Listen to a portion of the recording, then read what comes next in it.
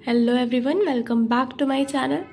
आज हम लोग की रेशियो की 6th क्लास है और आज हम लोग पढ़ेंगे questions on income and expenditure.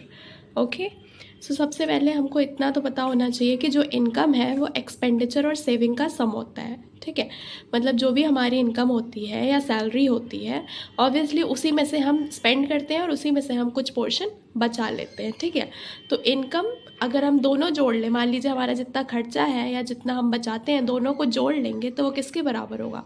Income के बराबर। इनकम से ज़्यादा तो हम एक्सपेंड नहीं कर सकते और ना ही उससे ज़्यादा सेव कर सकते हैं। ठीक है, ओके, तो इन दोनों का सम किसके बराबर हो गया? इनकम के बराबर।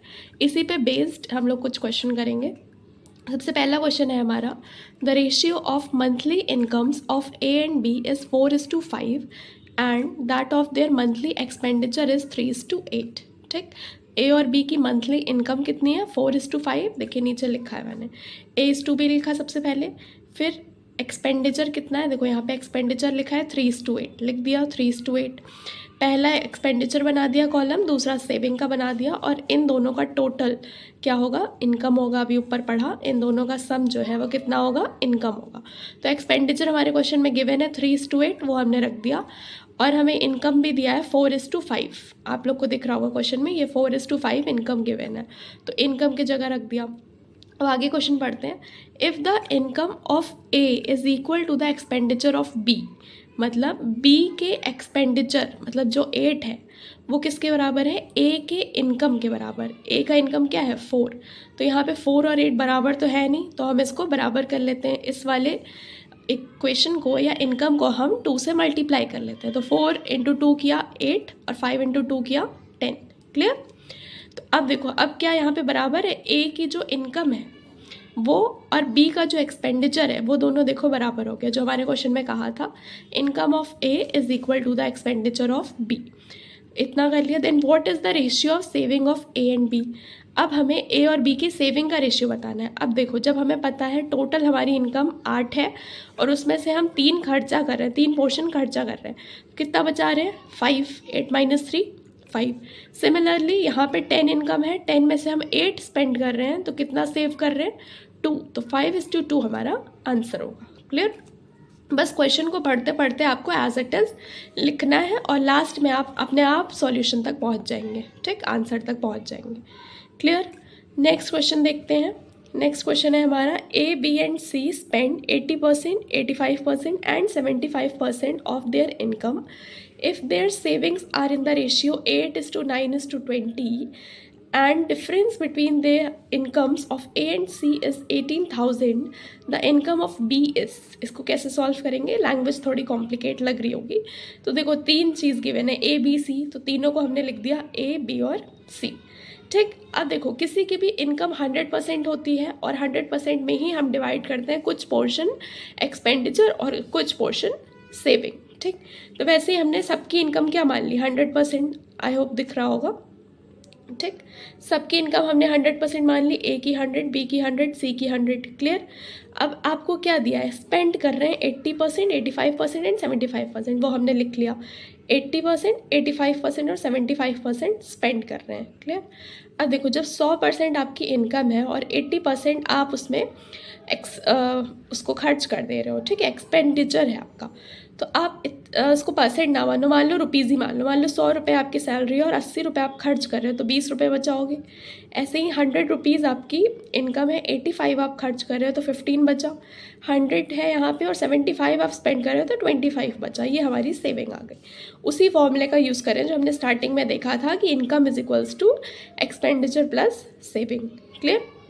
तो हमें सबकी इनकम मान ली थी कि 100% है, एक्सपेंडिचर हमें गिवन था, तो सेविंग हमारी आ गई माइनस करके। क्लियर? ऐसे ही तो हम लोग बताते हैं। मान लो कि हमारा कुछ खर्चा हो गया, मान लो हमें सैलरी मिली आज और हमने कुछ खर्चा कर दिया, हमें बहुत सारा सामान लेना था, हमने ले लिया, तो जो भी बचेगा वो हमारी सेविंग हो गई। ठीक, तो कैसे बचेगा? माइनस करके, एक्सपेंडिचर माइनस किया इनकम में से, तो सेविंग आ गई। क्लियर? अब देखो, लेकिन क्वेश्चन में हमको कुछ दिया है, रेशियो किसका दिया है? सेविंग का। सेविंग का रेशियो क्या है? 8:9:20। वही हमने लिख लिया 8:9:20 सेविंग का रेशियो। ठीक, यहाँ पे क्या आ रहा है? 20%, 15% एंड 25%, और यहाँ पे आ रहा है 8:9:20। क्लियर? अब हमको क्या पूछा है क्वेश्चन में, इनकम ऑफ बी। तो आप बताइए यहाँ पे क्या रेशियो है बी का, ये ए है, ये बी है, ये सी है, तो बी का क्या है 9। सिमिलरली यहाँ पे बी का परसेंट में कितना है 15%, तो 9/15% मतलब 9 जो है वो 15% के बराबर है। और हमें निकालना क्या है 100% की वैल्यू, क्योंकि इनकम क्या है 100%, तो 100% की वैल्यू निकालनी है। तो इसको सॉल्व करा तो कितने यूनिट्स है 60 यूनिट्स, तो 60 यूनिट्स के बराबर आपकी इनकम ऑफ बी है। क्लियर। अब आगे देखिए, आपको क्वेश्चन में बोला है difference between the income of A and C is 18,000। अब यहाँ से ए और सी का भी ऐसे ही निकाल लेंगे। ए क्या है 8 और यहाँ पे 20%, तो कितना आ जाएगा 8/20% इंटू 100%। देखो यहाँ पे किया है 8/20% इंटू 100%। और सी का कैसे निकालेंगे, ऐसे ही 20/25% इंटू 100%। ठीक है, जो दिया होता है वो हम इधर लिखते हैं और जो हमें फाइंड करना होता है वो मल्टीप्लाई करके इधर लिखते हैं। हमें 100% की वैल्यू फाइंड करनी है तो हम 100% से मल्टीप्लाई कर रहे हैं। ठीक, अब देखो इन दोनों का डिफरेंस क्यों निकालना है, क्योंकि क्वेश्चन में दिया है कि इनका डिफरेंस जो है वो 18,000 के बराबर है। तो इनका डिफरेंस निकालना हमने, कितने यूनिट्स आया 40 यूनिट्स। क्लियर, तो 40 यूनिट्स किसके बराबर हुआ 18,000 के बराबर। क्लियर। अब हमको कितना निकालना है 60 यूनिट्स निकालना है, क्योंकि बी की इनकम चाहिए हमको। तो 60 यूनिट्स की वैल्यू कैसे निकलेगी ऐसे। ठीक, यही यूनिटरी मेथड ही है। 18,000 किसकी वैल्यू हो गई 40 यूनिट्स की, और निकालना किसका है 60 यूनिट का। तो हमेशा जो दिया होता है वो ऐसे लिख देते हैं अपॉन में, और जो फाइंड करना होता है वो इनटू में ऐसे लिख देते हैं। ठीक, तो कितना आ गया सॉल्व करके 27,000, ये हो गई आपकी बी की इनकम। क्लियर। अगर आप चाहें तो आप यूनिटरी मेथड से जैसे पहले करते थे हम लोग वैसे भी कर सकते हैं। जैसे मान लो आपको पता है कि 40 यूनिट्स की वैल्यू क्या है 18,000 है। ठीक, तो एक यूनिट की वैल्यू क्या हुई 18,000/40। क्लियर। ऐसे ही हमें 60 यूनिट्स की चाहिए तो 60 से मल्टीप्लाई कर देते हैं, वही आया 18,000/40 इंटू 60। सेम यहाँ पे भी वही आया। Clear. Okay, so our next question is expenditure and saving of a person is 4:3।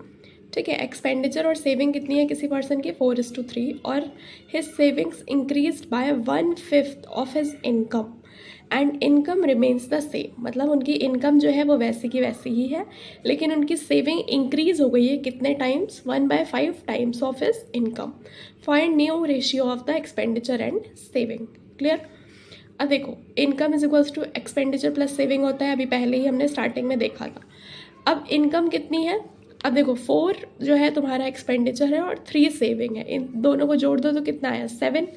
तो यहाँ पे 70 लिख दिया मैंने, 4 को 40 लिख दिया, 3 को 30 लिख दिया। क्यों किया है, क्योंकि ये रेशियो में थे तो इसमें हम 0 बढ़ा सकते हैं, कोई फ़र्क नहीं पड़ता, और 0 बढ़ाने से हमारा कैलकुलेशन ईजी हो जाएगा।